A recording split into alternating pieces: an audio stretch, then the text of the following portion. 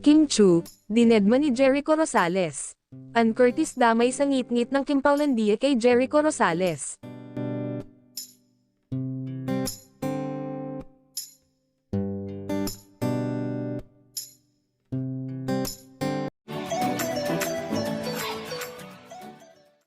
Makaraan ang 17 taon, muling magtatambol sa pelikula sina Ann Curtis at Jericho Rosales.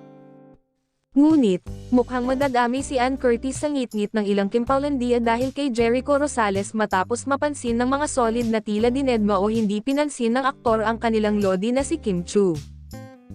Viral ngayon sa mundo ng Kim Paulandia ang guesting ni Jericho sa noontime show ni Ann at Kim, na nag-promote ng pelikula nila ni Ann. Nadadawat si Ann Curtis sa galit ng mga Kim Pao Fanny kay Jericho Rosales. Banta ng ilan din na raw sila watch ng reunion movie ng dalawa. Napansin ng Kim Pao Fanny ang umano'y hindi raw pagpansin ni Jericho kay Kim habang inisa-isa nitong batiin ang mga host na nasa entablado.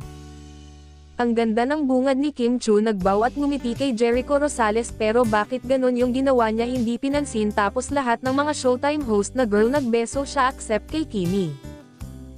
Nang tanungin raw ni Kim si Echo tungkol sa pelikula, hindi nito sinagot ng diretso ang tanong, bagkus tumugon raw ito ng, wala lang. Yung pagsasama.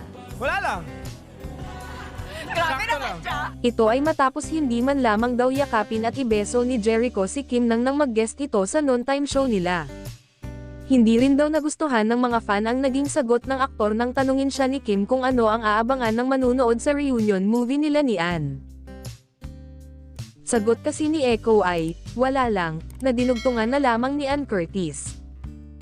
Nagdesisyon na ang iba na huwag panoorin ang pelikula kahit gusto nilang suportahan si Ann dahil kay Kim. Pagtatanggol naman ng mga Fanny ni Ann ay huwag naman daw sanang idamay ang aktres. Tingnan na lamang daw ng mga tagahanga ni Kim ang pagmamahal nito sa kanyang ate Ann, na todo rin ang suporta sa Chinita Princess kapag may project ito.